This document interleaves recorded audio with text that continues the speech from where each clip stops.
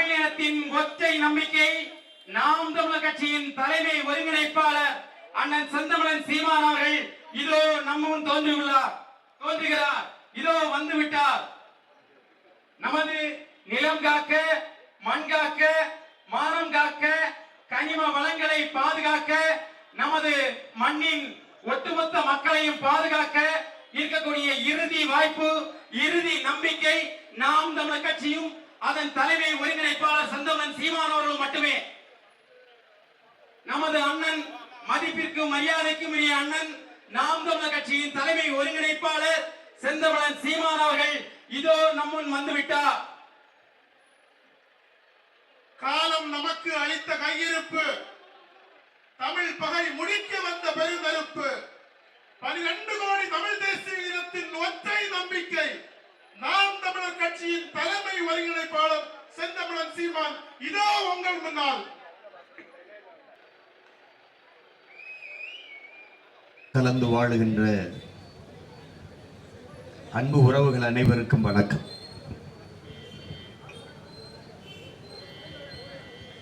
இரண்டாயிரத்தி 24 இப்போது நடைபெற்றுக் கொண்டிருக்கிற இந்திய ஒன்றிய நாடாளுமன்றத்திற்கான தேர்தலில் உங்கள் பிள்ளைகள் தனித்து யாரோடும் கூட்டணி இல்லாது உயர்ந்த கொள்கைகளை சுமந்து கொண்டு இந்த களத்திலே நிற்கிறோம்.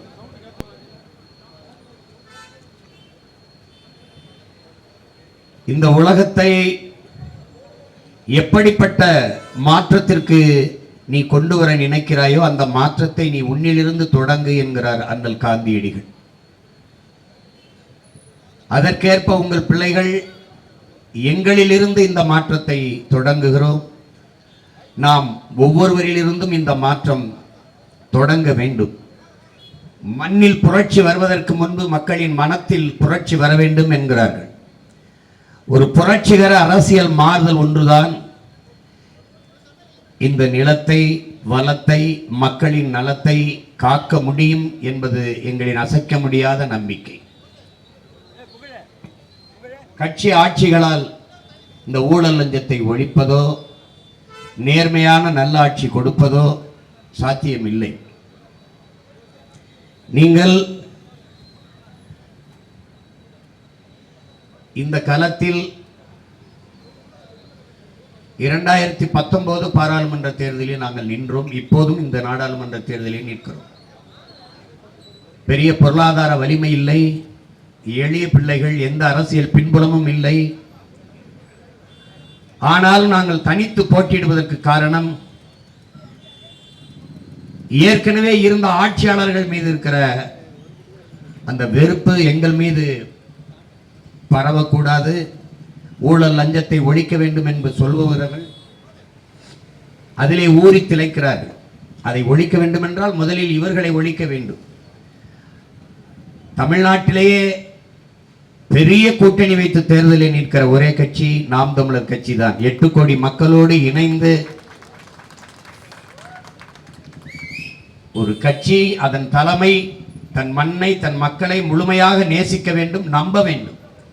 நாங்கள் என் சொந்தங்களை முழுமையாக நம்புகிறோம். அந்த நம்பிக்கையில் எங்களை பெற்றவர்கள், எங்கள் உடன் பிறந்தவர்கள் எங்களை கைவிட்டுவிட மாட்டார்கள், எங்களுக்கு வாக்கு செலுத்தி வெல்ல வைப்பார்கள் என்ற அசைக்க முடியாத நம்பிக்கையில்தான் இந்த களத்திலே நாங்கள் தனித்து நிற்க காரணம். தனித்து நின்றாலும் தனித்துவத்தோடு நிற்போம்.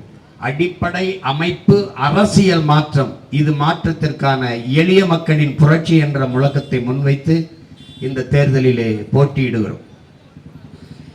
இங்கே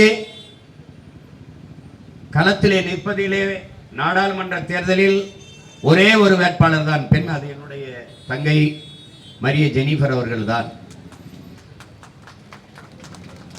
இந்த நாட்டை ஆண்ட கட்சிகள் காங்கிரஸ், பாரதிய ஜனதா. 10 ஆண்டு காலம் ஐயா மன்மோகன் சிங் இந்த நாட்டை ஆண்டிருக்கிறார். பிறகு அதற்கு பிறகு 10 ஆண்டு காலம் ஐயா மோடி அவர்கள் ஆண்டிருக்கிறார். நம் வாழ்நாளில் ஒரு பெரிய காலத்தை 20 ஆண்டுகளை இவர்கள் 2 பேரும் எடுத்திருக்கிறார்கள். ஆனால் இந்த நாடு அரையங்கலம் வளர்ந்தது வாழ்ந்தது என்று யாராவது சொல்ல முடியுமா? பாருங்க, 20 ஆண்டு காலம் ஏதாவது ஒரு நலத்திட்டம் இந்த நாடு மக்களும் கொண்டாடுகிற அளவிற்கு அருமையான திட்டங்கள், அருமையான சட்டங்கள் என்று ஒரு திட்டத்தை நீங்கள் சொல்ல முடியாது. இந்த 2 கட்சிக்கு என்ன வேறுபாடு காங்கிரசும் பாரதிய ஜனதாவுக்கு நீங்க கண்டுட்டீங்க. ஆனால் காலங்காலமாக நிறைய கல்வி பெற்ற மாவட்டத்தை சார்ந்த கன்னியாகுமரி என்னுடைய சொந்தங்கள் திரும்ப திரும்ப இந்த கட்சியில் இணைந்த கட்சி. எந்த மாறுதலும் இல்லை. 4 நூற்றாண்டுகளுக்கு மேலாக எந்த மாறுதலும் இல்லை. அதே இடத்தில் இருக்கிறது. வளர்ச்சி வளர்ச்சி என்று வெறும் வார்த்தையில் தான் இருக்கிறதே ஒழிய உண்மையான வளர்ச்சி எங்க இருக்குது? எங்கே இருக்குது? 28 கோடி மக்கள் இரவு உணவில்லாமல் உறங்க செல்கிறார்கள். பல கோடிக்கணக்கான பச்சிலந்த குழந்தைகள் பசியோடு இரவு படுக்க செல்கிறார்கள். இந்த தேசத்தை ஆள துடிப்பவர்கள், அது ஆண்டவர்கள், என் தேசத்தின் பிஞ்சுகள் பச்சிலம் குழந்தைகள் பசியோடு உறங்க செல்ல மாட்டார்கள் என்கிற உறுதியை இவர்களால் தர முடியுமா? இத்தனை ஆண்டுகால ஆட்சியில் ஒரு சாதனை நான் இதை செஞ்சிருக்கேன் இந்த நாட்டுக்கு ஒண்ணும் கிடையாது. ஏற்கனவே பாராளுமன்ற உறுப்பினராக இருந்தவர்கள் தான் இப்போதும் தேர்தலில் நிற்கிறார்கள். நாங்கள் வந்து இதை செய்வோம் என்று எதையாவது சொல்ல முடியுமா? சொன்னால் வந்தபோது ஏன் செய்யவில்லை என்ற கேள்வி எழும். 5 ஆண்டு காலம் நாடாளுமன்ற உறுப்பினராக இருந்து இந்த நிலத்திற்கு கன்னியாகுமரி தொகுதிக்கு செய்தது என்ன? ஒன்றுமில்லை. இவ்வளவு பேர் இருக்கிறீர்கள், இவ்வளவு அறிவார்ந்த மக்கள் நிறைந்து வாழுகிற மாவட்டம் இது. உங்களால் உருவாக்க முடியாத ஒன்றை உங்களுக்கு அளிக்கிற உரிமையை யார் கொடுத்தது? வளங்களை சுரண்டி கொழுப்பதை வளர்ச்சி என்று உங்களுக்கு கற்பித்தது யார்? சிறியதே அழகு என்ற புத்தகத்தில் E.F. சுமாசர் எழுதியிருக்கார். படிங்க என் அன்பிற்குரிய சொந்தங்களே, என் அருமை தம்பி தங்கிகளே, படிச்சு பாருங்க. இந்த பூமி உங்களுடையதா? நீங்க மட்டும் வாழ்ந்து தீர்த்து விட்டு போக போகிறீர்களா? பல ஆயிரம் கோடி ஆண்டுகளை தாண்டி வழி வழியே வருகிற உங்கள் சந்ததியினருக்கு நீங்கள் செய்கிற துரோகங்கள் இல்லையா?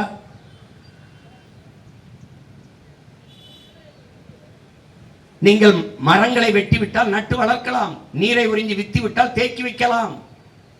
ஆனால் மலையை மணலை எப்படி உருவாக்குவீர்கள்? எந்த சட்டம், எந்த நாட்டின் அதிபர் கையெழுத்திலே மலை அரையங்குலம் வளரும் என்று உங்களால் உறுதி தர முடியுமா? கண்ணுக்கு முன்னாடி உங்கள் மலைகள் நொறுக்கி கற்குவியலாக மணலாக கொண்டு செல்வதை பார்த்து கொண்டிருக்கிறீர்களே. அமெரிக்க பொருளாதார அதிகாரியின் வாக்குமூலத்தை எழுதிய ஜான் பெர்கின் சொல்றான், உங்கள் கண் முன்னே உங்கள் வளங்கள் களவு போவதை பார்த்து கொண்டிருக்க நீங்கள் சபிக்கப்பட்டு விட்டீர்கள் என்று. இங்கே தேர்தலில் நிற்கிற எந்த ஒரு கட்சியாவது உங்கள் மலையை கற்குவியல்களாக மணலாக கொண்டு செல்வதை தடுக்குதா எதிர்க்குதா என்று எண்ணி பாருங்கள். கேரளாவில் மலை இருக்குல்ல, கேரளாவில் தானே விழிஞத்தில் துறைமுகம். 80 லட்சம் டன் இங்கிருந்து கற்களை எடுத்து செல்லணும் அதானி போர்ட்டுக்கு, அதானி கட்டுற துறைமுகத்துக்கு. கேரளாவில் மலை இருக்கு, ஏன் மலையை தொடணும்? எப்படிப்பட்ட கொடுமை பாருங்க. இது எப்படி சகித்துக் கொண்டீர்கள் நீங்க? ஒரு வழக்கை இவர்களே தொடுக்கிறார்கள் மதுரை உயர் நீதிமன்றத்திலே.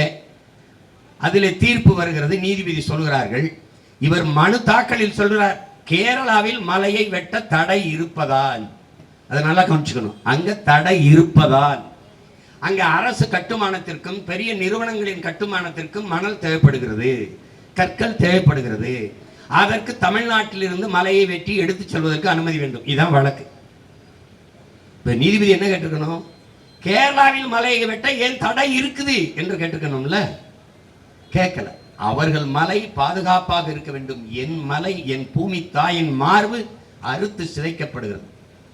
தாயின் மார்பிலே பால் குடிப்பது யதார்த்தம், இயற்கை. ஆனால் மாரை அறுத்து ரத்தம் குடிப்பது கொடுமை. என் உடன் பிறந்தார்களே, உங்கள் மகன் இன்று கன்னியாகுமரி இந்த நிலத்தில் இருந்து சொல்வது, ஒரு நாள் உங்களுக்கு நினைவில் வரும், மலை இல்லாத நிலம் பாலைவனமாக மாறிவிடும், எந்த உயிரினமும் வாழ முடியாது. இதை சொல்வதற்கு இந்த மண்ணை விட எனக்கு ஒரு சரியான நிலம் இல்லை.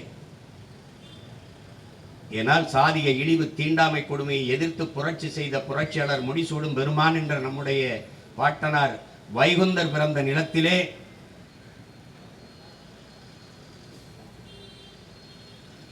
உப்புக்கல்லு இனிக்கும் என்றால் உனக்கெங்கே மதி போச்சு, செத்த பெண்ணே சொர்க்கம் என்றால் இப்பிறவி என்னாச்சு, சொத்து இருக்கிறவன் சொல்லுகிற சொல்லே சரியாச்சு, சுத்தி சுத்தி விரட்டுதம்மா, வறுமை மட்டும் நமக்காச்சு என்று பாடிய பொதுவுடைமை பெருந்தகை நம்முடைய தாத்தா ஜீவானந்தம் உளவிய மண்ணிலே, பிறந்த மண்ணிலே, குமரியின் தந்தை நம்முடைய தாத்தா மார்சல் நேசமணி அவர்கள் பிறந்த மண்ணிலே நின்று இதை கூட நான் அவர்கள் பேரன் வழி வந்தவன் பேசவில்லை என்றால் நாங்கள் அரசியல் செய்து பயன் என்ன இருக்கிறது?